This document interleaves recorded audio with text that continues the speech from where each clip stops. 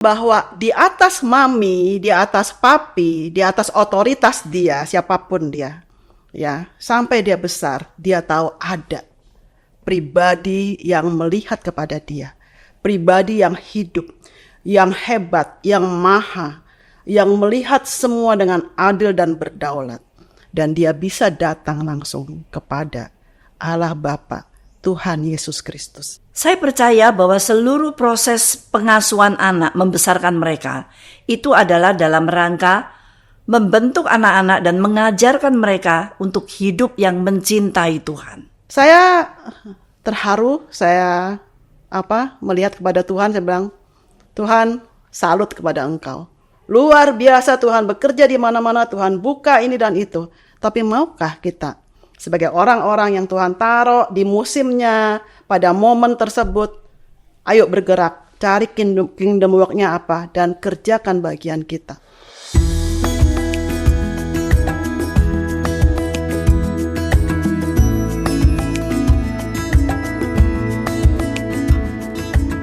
Shalom Bapak Ibu sekalian, para orang tua dimanapun Anda berada. Selamat jumpa lagi dengan saya, Sukarmini, di Cherry's Parenting Podcast. Saya adalah ibu dari 3 orang anak yang sudah dewasa dan nenek dari 2 orang cucu yang masih kecil-kecil. Bapak Ibu, panggilan kita sebagai orang tua adalah satu panggilan yang mulia, satu panggilan yang paling tinggi di dalam sejarah hidup umat manusia. Kenapa?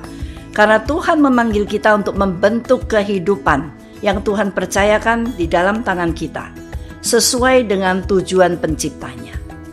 Ini adalah satu perjalanan yang sangat syarat dengan tantangan dan juga sangat melelahkan. Tetapi di dalam perjalanannya, orang tua yang melakukan kehendak Tuhan boleh mengalami anugerah dan belas kasihan Tuhan yang begitu berlimpah melalui pemeliharaannya, kekuatannya, dan juga hikmatnya sepanjang jalan itu. Saya berharap melalui apa yang kami itu perbincangkan melalui podcast ini, boleh terus mendorong Bapak Ibu sekalian untuk semakin menghargai panggilan Bapak Ibu sebagai orang tua. Tamu saya kali ini adalah Ibu Berlianti Yuwono. Apa kabar Ibu Ber? Baik sekali Ibu Mini, terima kasih buat kesempatannya. Ya, terima kasih juga karena Ibu Ber sudah bersedia untuk memenuhi undangan kami untuk menjadi narasumber dalam podcast kali ini. Saya mau memperkenalkan Ibu Berlianti Yuwono. Beliau adalah orang tua dari murid kami di Sekolah Pelita Harapan Lipo Village. Dan beliau punya 4 orang anak yang sudah dewasa. Di samping mengerjakan tugas rumah tangganya sehari-hari, beliau juga terlibat bersama dengan suaminya dalam pelayanan 2=1 Indonesia, ya, mereka perwakilan Indonesia. Lembaga ini bergerak di dalam pembinaan pasangan suami istri dan parenting. Nah, Ibu Berlianti, kita akan bicara hari ini mengenai nilai-nilai kerajaan Allah. Bagaimana orang tua itu mengajarkan kepada anak-anaknya sekaligus menghidupinya di dalam konteks hidup keluarga. Ya. Nah, kalau kita melihat ya, ini kebiasaan. Kalau ada sepasang suami istri itu di pernikahannya diberkati di gereja begitu ya, lalu mereka punya anak-anak, lalu itu disebut keluarga Kristen. Apakah sesederhana itu atau menurut pandangan Ibu, apa sesungguhnya keluarga Kristen itu? Ya, saya teringat ya waktu saya dengan suami menikah ya, 33 tahun yang lalu Bu. Ya, itu sebelum menikah kami banyak sekali berbicara tentang keluarga Kristen. Jadi dan itu kami hidupi ya, sungguh luar biasa ya di dalam keluarga Kristen itu di mana Kristus sebagai pusat ya. Jadi apapun yang menjadi keputusan, yang menjadi pertimbangan ya, yang kita pilih itu adalah kita pertimbangkan dengan firman Bu. Ya, memang waktu itu saya dengan suami belajar firman, lalu kami juga baca buku-buku karena waktu itu tidak sebanyak sekarang ya sumber-sumber materi-materi tentang pernikahan. Tapi Tuhan tuh benar-benar menunjukkan kepada kami buku-buku yang baik untuk kami bisa membangun satu pernikahan yang di dalam Tuhan, Bu. Nah, kemudian kami juga belajar untuk merefleksikan firman Tuhan itu di dalam kehidupan kami sehari-hari. Ya, apalagi waktu anak-anak lahir ya, anak pertama, kedua, ketiga, dan anak keempat itu beda 7 tahun daripada anak yang ketiga. Saya masih ingat ya, waktu anak-anak masih kecil tuh kami memperkenalkan Tuhan ya kepada dia itu melalui makan buah, Bu. Ya, waktu makan pepaya ya. Enak ya pepayanya, enak gak? Enak katanya, enak ya. Lalu dia bilang ini pepaya Tuhan yang ciptakan, Tuhan memberikan, luar biasa, manis, segar, warnanya juga bagus ya. Dan dalam keadaan sebagai anak yang kecil, dia melihat Allah yang konkret dalam kehidupan sehari-hari. Dan itu saya melihat bagaimana sederhana sebenarnya ya, menghidupi sebagai keluarga Kristen. Tapi Kristus yang di dalam keluarga itu menjadi pusat. Kita melihat semuanya ini Tuhan yang memberikan. Tuhan memberi kesempatan, Tuhan yang menyertai kita dan memimpin kita. Itu Bu, yang saya bisa jelaskan tentang keluarga Kristen yang kami hidupi. Nah, jadi yang saya tangkap, Kristus harus menjadi pusat dalam sebuah keluarga yang namanya keluarga Kristen. Benar. Ya. Kalau kita bicara mengenai inti kehidupan Kristen, maka pasti kita akan menyinggung tentang Kristus dan Injilnya. Waktu ibu dan suami punya anak-anak, khususnya ketika mereka masih kecil, apa yang mendesak ibu dan suami itu untuk menginjili anak-anak, memberitakan atau memperkenalkan Kristus kepada mereka? Dan bagaimana ibu dan bapak itu melakukannya? Kami punya satu prinsip yang kami pandang tentang anak. Ya, jadi anak itu sebenarnya bukan kami punya. Anak itu adalah milik Tuhan yang dipercayakan kepada keluarga kami, saya dengan suami saya, untuk dilahirkan dan dibesarkan. Ya, jadi anak ini adalah milik Tuhan. Dan saya dengan suami saya sebagai orang tuanya adalah wakil Tuhan untuk mereka di dunia ini. Nah, dengan begitu tentu saja ketika membesarkan mereka, kami harus membesarkan mereka, mengenalkan mereka kepada siapa pemilik mereka. Mereka harus tahu itu. Ya. Dan kemudian setelah mereka kenal siapa pemilik mereka, maka bagaimana mereka hidup yang berkenan kepada sang pemilik, Bu. Kalau saya membayangin ya, kalau misalnya saya menitipkan seorang anak saya gitu ya kepada satu orang babysitter lah gitu, karena kami mau pergi jauh dan cukup lama, tentu saja kalau pilih mana yang paling baik yang menurut pandangan kami. Kemudian kami titipkan kepada dia, kemudian kami berikan uang, kami berikan fasilitas dan sebagainya. Kemudian kami pergi dengan percaya. Kemudian setelah sekian lama kami balik, wah itu anak sudah bisa bahasa macam-macam, wah bisa bahasa Inggris, bahasa Mandarin, bisa bahasa Jawa ya sesuai misalnya ya. Kemudian anaknya juga berkarakter, bersih, pintar, tuh trofi juga begitu banyak gitu. Saya senang. Tapi ada satu hal yang saya tuh kecewa sekali. Ketika dia tidak mau datang kepada saya. Dia tidak mengenal saya lagi, Bu. Dia tidak mengenal lagi suami saya.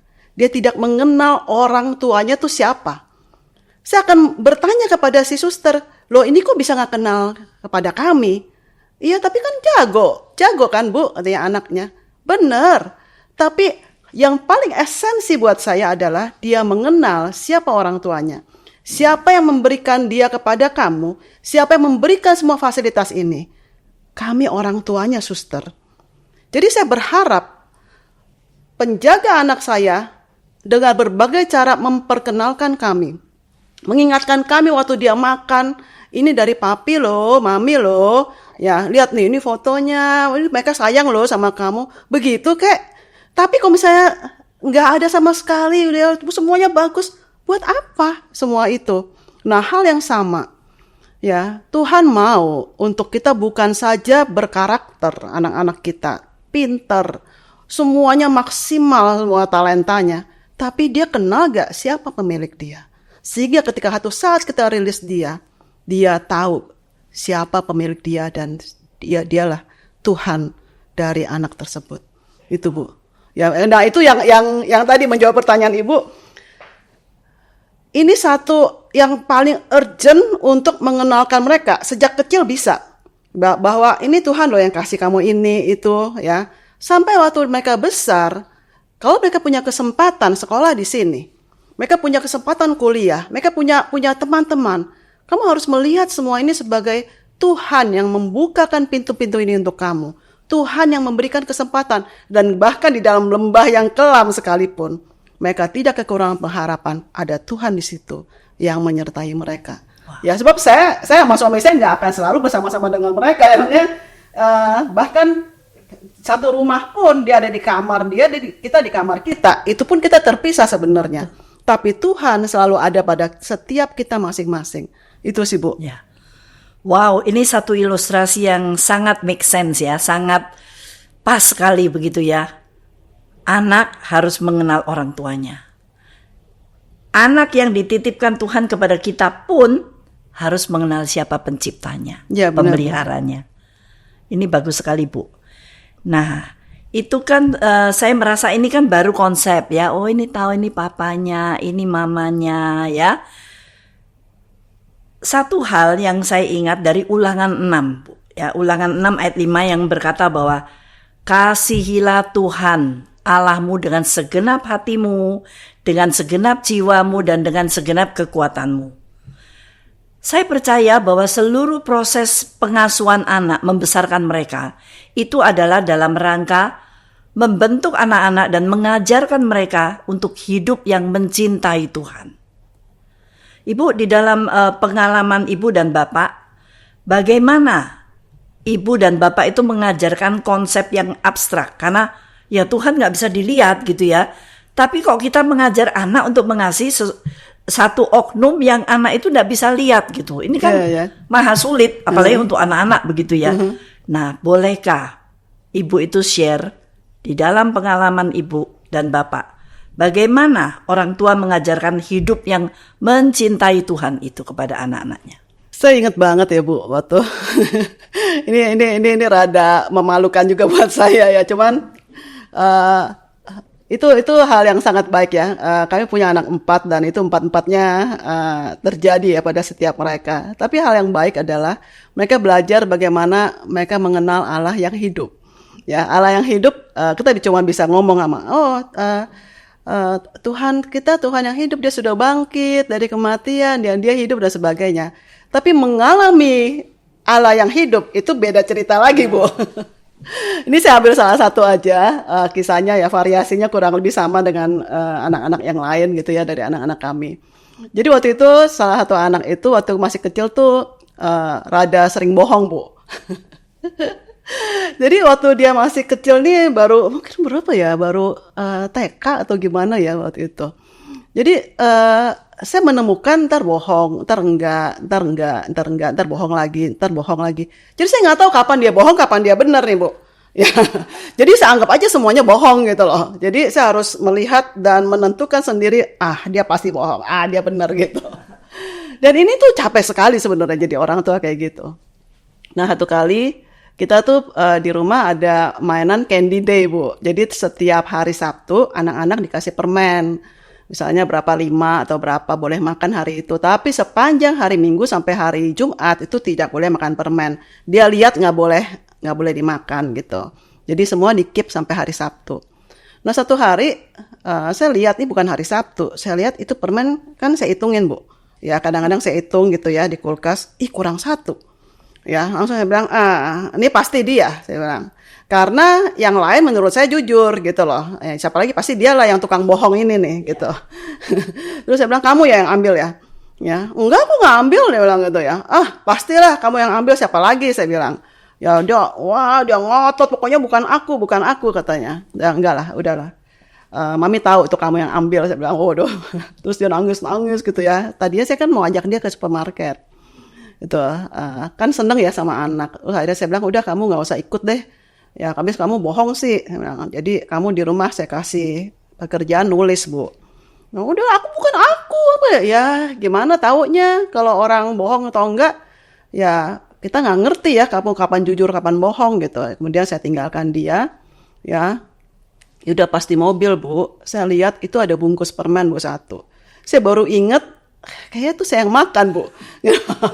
Aduh, ampun deh, saya pikir gawat nih kok kayak gini. Karena saya udah kebayang, kalau sampai dia tahu ini saya yang salah, habislah saya, Bu. Nanti kalau saya bilang, wah kamu bohong lagi, dia pasti pakai senjata ini untuk bilang, waktu itu aja mami salah gitu. Jadi saya pikir, mendingan jangan ngomong deh sama dia. Gitu. Dia juga nggak tahu kan kalau saya menemukan bahwa ini kesalahan saya gitu loh. Terus saya udah pikir udah dikubur aja dah masalah ini gitu ya. Ya udah saya salah lah ini. Lain kali saya ingat-ingat lebih detail gitu. Tapi tidak, Bu.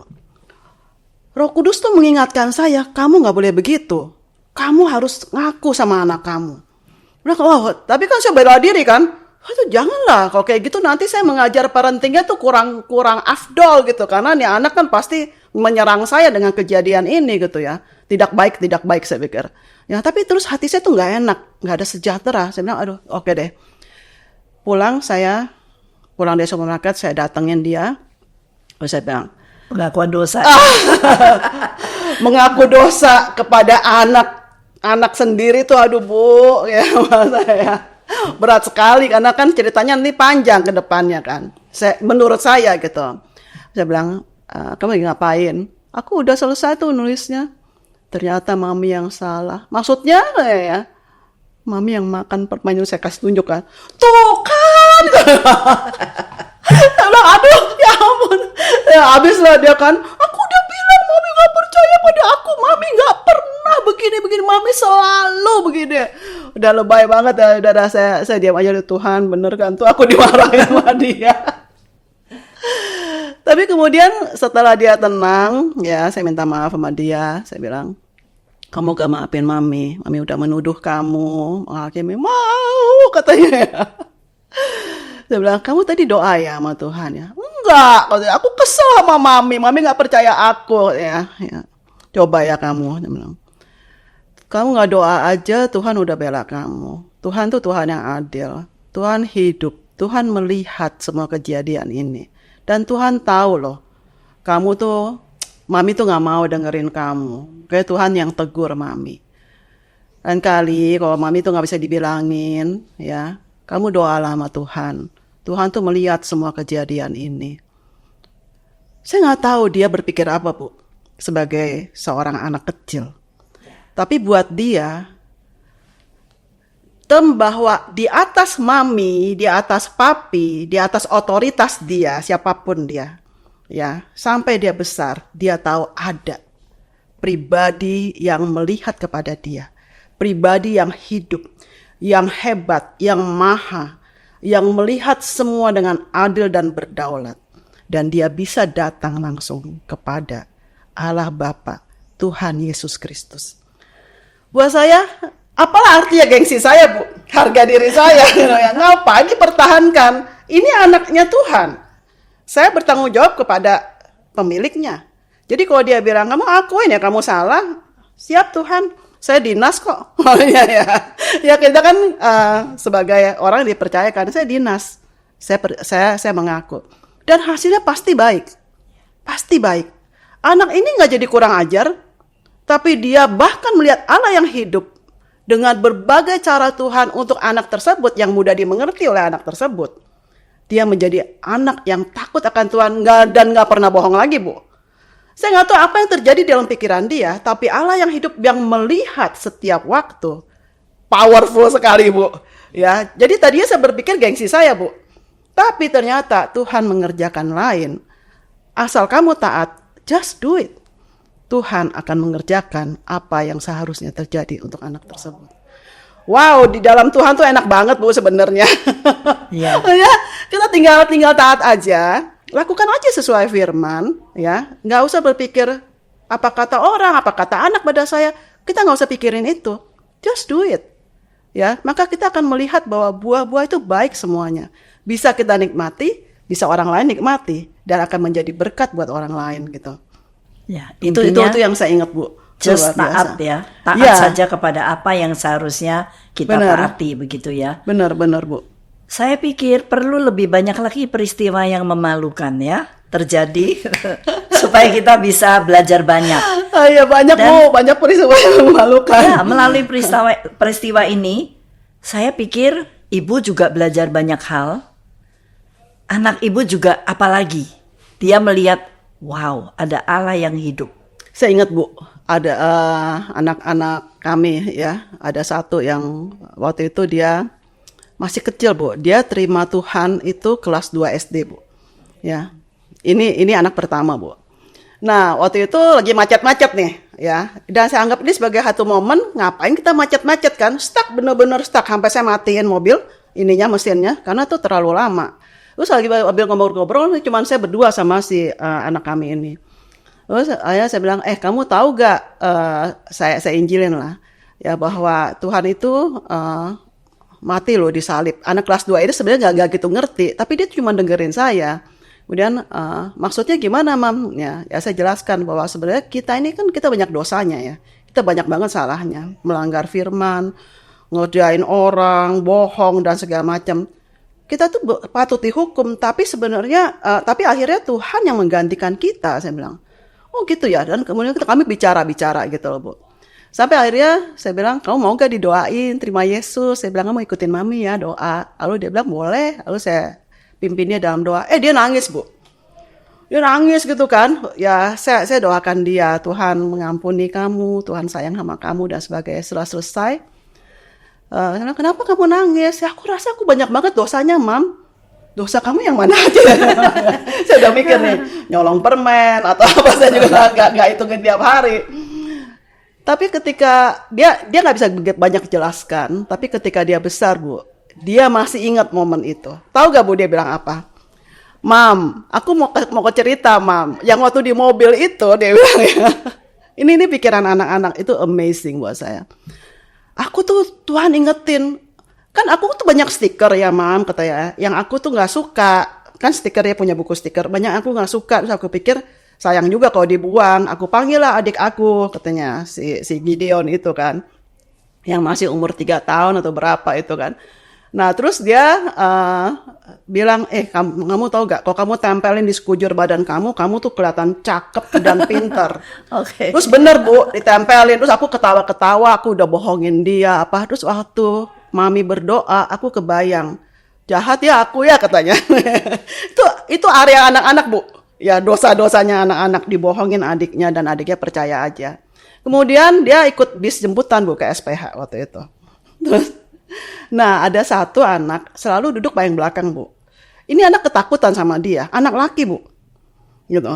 Terus dia bilang kalau dia masuk, ya dia pasti cari tuh anak, karena dia mau bully, dia kitikin, Bu. Itu anak jangan kitikin aku. Jadi dia bilang, aku pengen kitikin dia karena dia ketakutan. Dan waktu dia didoain itu, dia lihat, Bu, itu Tuhan nggak suka. Saya bilang, Tuhan tuh luar biasa ya. Dia pelindung anak-anak kecil gitu loh, Bu. Yang tidak berdaya, bahkan ya dibully sama anak saya, Bu. Saya bilang ya luar biasa ya Tuhan ya. Terus sejak itu kamu enggak? Ya enggak lah, Mam. Aku enggak mau aku ngebully orang lagi, katanya. Urusan kitik-kitikan, Bu. Itu pun dilihat Tuhan, Bu. Betapa dia sayang kepada anak-anak. Mungkin banyak anak-anak kita yang takut ini, takut itu, tapi Tuhan lihat semua gitu loh, Bu. Tuhan tuh baik sekali, luar biasa. Iya. Ya itulah, Bu, yang masih fresh gitu. Saya lihat kebaikan Tuhan. Yang saya terkesan adalah anak kecil ditantang untuk terima Tuhan Yesus, mengaku dosa. Secara umum anak-anak tidak akan kebayang dosa. Dosa itu apa ya? Ini Tuhan bisa bukain ya. Iya. Dosanya kayak apa? Kayak film diputer gitu ya. Dosanya 1, 2, 3 muncul semua begitu. Jadi itu ada alasan untuk dia. Oh dosa, aku banyak dosa dan bertobat gitu. Indah sekali, Bu. Ya, sangat indah pekerjaan penginjilan ini ya. Pelayanan Injil ini kepada anak-anak. Kalau saya melihat ya dari apa yang Ibu tuturkan, saya melihat ibu dan suami itu sangat mementingkan, sangat menjunjung tinggi kepentingannya Tuhan di dalam keluarga. Kebenaran, prinsip, nilai, semua itu ibu tidak peduli dengan usia anak, mau kecil mau dewasa, tapi itu kebenaran itu yang ibu sampaikan dengan bahasanya mereka, dengan konteks situasi saat itu, begitu ya. Apakah ibu bisa memberikan gambaran gitu ya, pekerjaan Injil seperti ini, pelayanan Injil seperti ini, seberapa sulitnya dan seberapa mudahnya?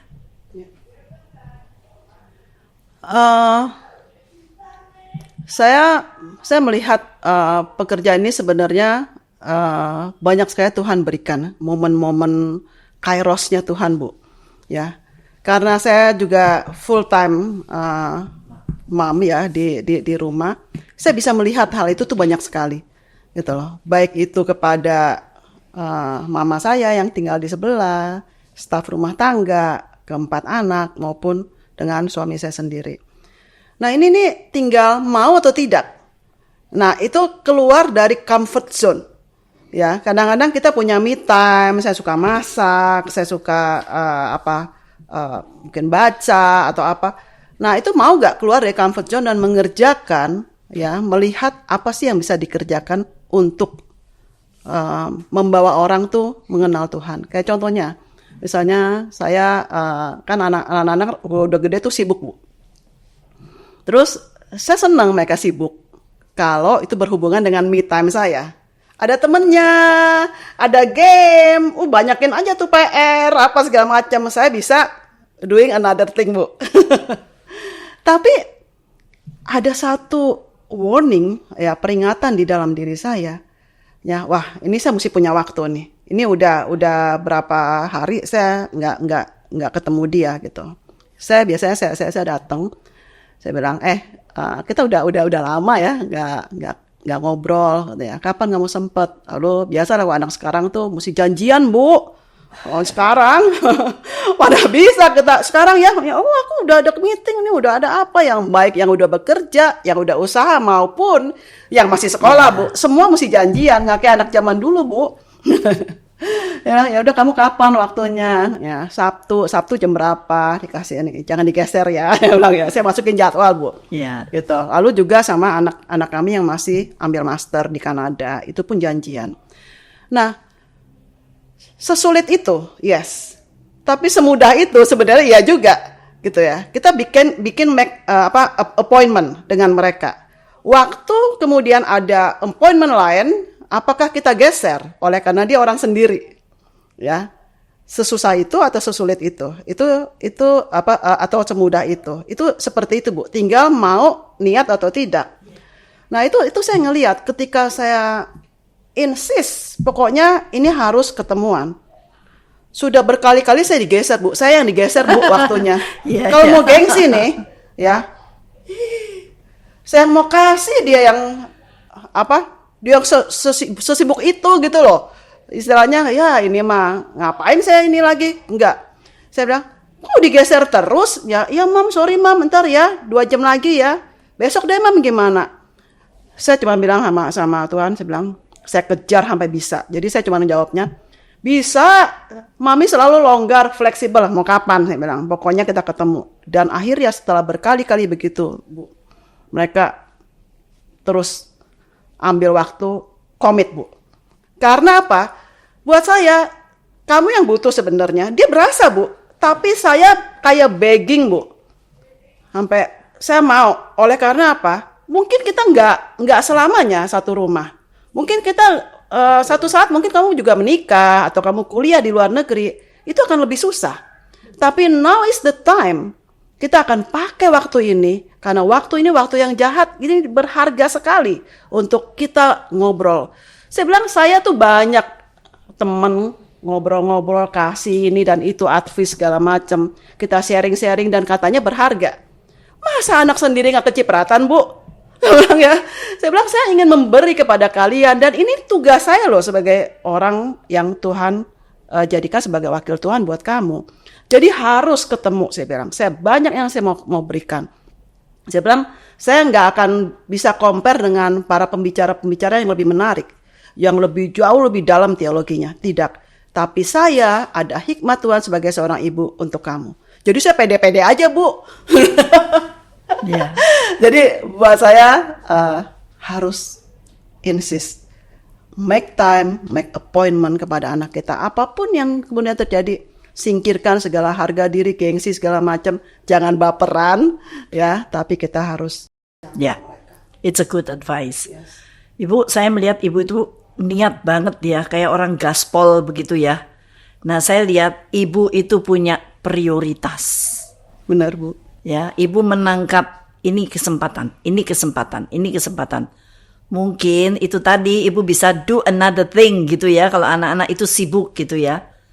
Tetapi ada sesuatu yang mendesak. Saya percaya itu gerakan Tuhan. Ya. Dan saya juga melihat ibu itu syarat untuk bisa terjun ke dalam pelayanan anak adalah menyediakan diri seterbuka-terbukanya. Yeah. Ya, penyediaan diri ya. Ya, saya bersyukur ya kalau ada orang tua yang sadar dan mengerti akan panggilannya. Ya, memang itu jobnya gitu, jobnya orang tua. Ya, thank you so much Bu untuk sharingnya. Kemudian sekarang setelah anak-anak dewasa semua gitu ya, kalau melihat ke belakang ya, apa yang ibu itu syukuri dalam hal berelasi dengan anak-anak? Relasi antara ibu bapak dan anak-anak, itu relasinya seperti apa? Kalau mau dibilang secara umum tuh baik, Bu, relasinya. Cuman baik tuh apa? Ya kan? Kami menganut satu atau mengambil prinsip bahwa keterbukaan itu awal dari pemulihan. Ya, jadi terbukalah. Orang yang tidak terbuka atau bahkan berbohong itu kita bingung mau mulai dari mana. Karena tidak ada yang bisa dididik dari seorang yang sudah berbohong. Pasti salah-salah lah. Inputnya aja salah ya, Bu, apalagi outputnya nanti. Nah, itu diterima oleh anak-anak kami sehingga mereka mau terbuka, dan kami pun juga terbuka kepada mereka sehingga bonding itu semakin kuat. Dan saya ngelihat ketika anak-anak masih kecil itu trust itu dibangun, Bu. Relasi, hubungan itu dibangun. Trust itu tuh lama bangunnya. Tapi cepat menghancurkannya. Tapi dengan relasi yang kuat oleh karena ada trust dan itu dibuktikan bahwa memang masing-masing bisa dipercaya, maka setiap kebenaran yang diberikan itu tidak ditolak. Setiap peraturan yang diberikan itu tidak dia berontak di situ. Dan ketika ada sanksi atau disiplin yang diberikan, mereka tidak menghasilkan satu dendam ataupun kebencian. Jadi trust itu tuh selalu dijaga. Dan itu yang membuat hubungan kami yang namanya baik. Oleh karena sekalipun orang luar ngomong berbeda dengan kami, ya, atau saya mendengar yang di luar berbeda dengan apa yang saya terima, saya pegang kata-kata kamu. Oleh karena I trust you. Gitu. Dan itu luar biasa, Bu. Ketika mereka makin besar, ya, anak kami yang pertama itu sekarang sudah bekerja, gitu. Itu dalam mereka kuliah itu selalu ada kingdom work, Bu. Selalu ada kingdom work itu. Dan itu saya bisa lihat menjadi satu penghiburan oleh karena buah-buah itu nyata. Ya. Dan menjadi satu peneguhan. Ya. Mungkin Ibu bisa jelaskan apa definisi kingdom work itu bagi Ibu? Jadi di setiap musim hidup kita, mau itu masih anak-anak masih kecil, kita nggak bisa banyak keluar, itu harus ada kingdom work di dalam rumah tangga kita. Kita bisa, ini kan banyak jiwa-jiwa nih, mau satu mau atau anaknya sampai 4, itu 1 jiwa, 4 jiwa, itu sama berharganya. Dan kita melayani anak tersebut. Ada suster yang dikirim kita melayani dia.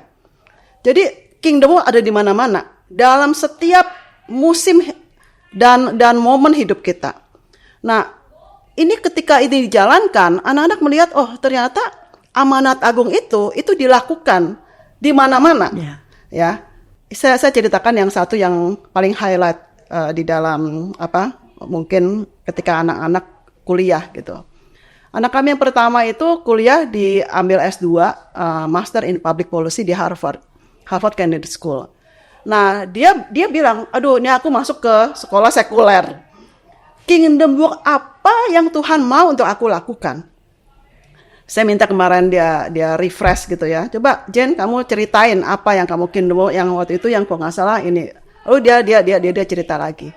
Jadi ada satu profesor Bu di sana di Harvard Kennedy School, profesor ekonomi favorit, dosen favorit, enak sekali orangnya. Dan dia ketemu di prayer meeting dengan anak kami, ya.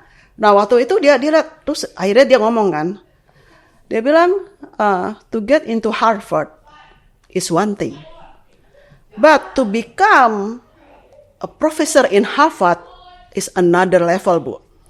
Jadi kalau you sampai jadi profesor di sini, profesor favorit lagi, kamu Tuhan sebenarnya punya berikan kamu kesempatan untuk kamu sharing the gospel untuk semua mahasiswa. Kamu nggak pakai katanya, karena anak saya ada di kelas dia.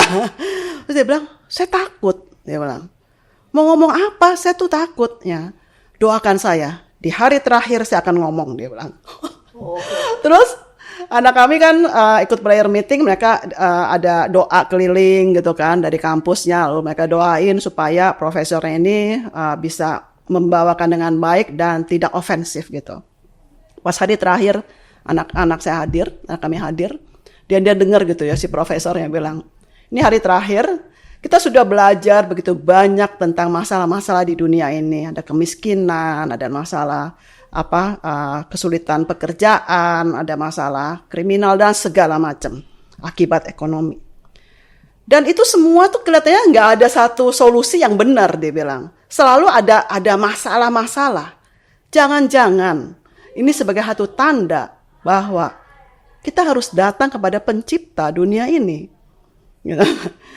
Karena kalau kita tidak datang kepada dia, ini tidak ada solusinya.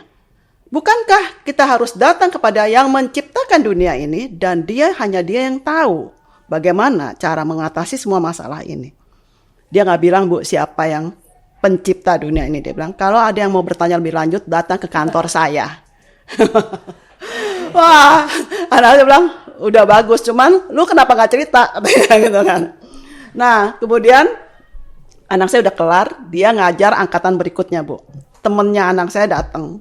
Bilang, wah, dia ngomong tuh gak hari pertama apa, katanya. Bukan hari terakhir lagi, Bu. Hari pertama dia bilang, saya ngajar di public policy, dan kita akan belajar tentang ini, tapi izinkan saya untuk mengajarkan dari perspektif saya sebagai orang Kristen. Terus dia ngajarin, Bu. Udah, lebih berani lagi sekarang. Jadi anak saya bilang gitu ya, sebenarnya ini yang aku datang jauh-jauh ke sini, mungkin salah satu yang menjadi highlight adalah ada satu profesor yang kemudian masuk ke dalam panggilannya, Bu. Ya. Aku terbuka, Tuhan mau taruh di mana, tapi selalu ada kingdom work yang Tuhan berikan ke dalam kehidupan aku.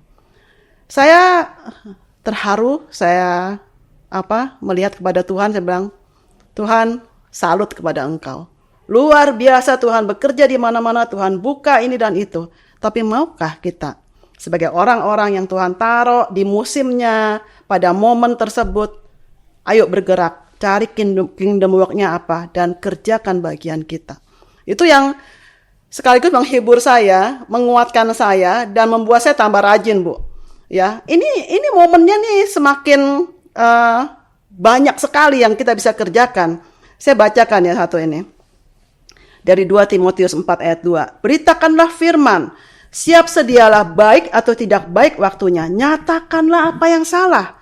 Tegurlah dan nasihatilah dengan segala kesabaran dan pengajaran. Karena akan datang waktunya orang tidak dapat lagi menerima ajaran sehat. Tetapi mereka akan mengumpulkan guru-guru menurut kehendaknya untuk memuaskan keinginan telinganya. Mereka akan memalingkan telinganya dari kebenaran dan membukanya bagi dongeng. Tapi kuasailah dirimu dalam segala hal, sabarlah menderita, lakukanlah pekerjaan pemberita Injil, dan tunaikanlah tugas pelayananmu. Kita mau, Bu. Ya, saat ini kok waktu itu masih ada, anak-anak masih di rumah. masih dengerin kita, masih taat, ya hatinya masih murni. Ayo tunaikan pelayanan kita gitu. Jangan tunda-tunda lagi. Gitu. Waktunya tuh berharga sekali sekarang ini. Dan satu saat kita akan melihat anak-anak itu dipakai Tuhan dan mereka adalah tentara-tentara Tuhan yang powerful. Tuhan pakai. Luar biasa Ibu. Jadi saya tertarik dengan istilah kingdom work. Ya, jika kita mengaku kita mengenal Kristus, di dalam hidup kita cuma melakukan ya seperti orang lain melakukan ya kerja, hidup dengan baik-baik gitu ya. Tanpa kita memikirkan visi misinya kingdom work itu, maka saya kalau dari kesaksian Ibu tadi, saya melihat ini nothing. Tetapi sesederhana apapun yang kita kerjakan, dimanapun, pada zaman atau generasi apapun, ketika kita melakukan apa yang Tuhan taruh di depan mata kita, ya dengan mempertaruhkan belief atau iman saya kepada Tuhan, maka Tuhan itu akan memperhitungkannya, akan menghargai dan memberkatinya. Terima kasih Bu untuk sharing ini.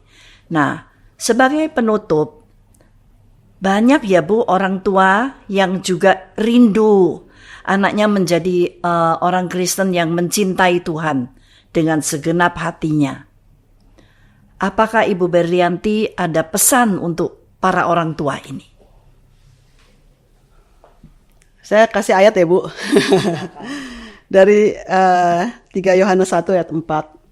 Bagiku tidak ada sukacita yang lebih besar daripada mendengar bahwa anak-anakku hidup dalam kebenaran. Jadi, hidup di dalam kebenaran itu membuat kita sangat bersukacita sebagai orang tua. Apa yang kita investkan pada mereka? Semua waktu, semua uang, semua tenaga, semua air mata, keletihan kita semua. Itu katanya tidak ada sukacita yang lebih besar daripada kita mendengar anak-anak kita hidup di dalam kebenaran. Saya mau encourage ya Bapak Ibu yang mendengarkan momen ini, sesi ini.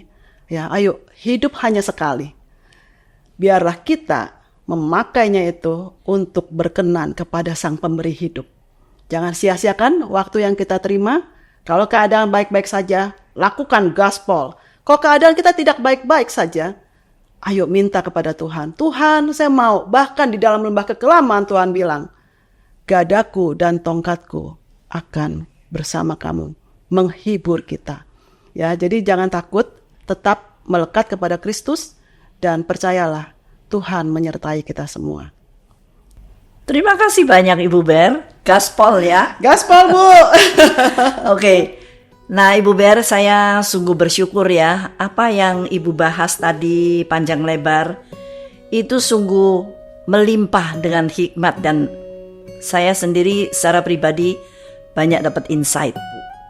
Terima kasih banyak untuk pencerahannya. Puji Tuhan Bu. Nah kiranya Ibu Ber semakin dipakai Tuhan dengan luar biasa untuk lebih banyak lagi orang tua. Nah Bapak Ibu sekalian, kiranya Tuhan juga menolong kita ya untuk tidak hanya mendengar wah seru ya pembicaraannya, tetapi juga menyerap dan menghidupi hikmat yang kita boleh belajar dan dengar pada hari ini. Bapak Ibu ingatlah bahwa pertumbuhan iman orang tua berdampak kuat terhadap pertumbuhan iman anak-anak kita. Maka pada akhirnya saya mengucapkan selamat berjalan bersama dengan Tuhan Yesus. Sampai jumpa dalam episode berikutnya.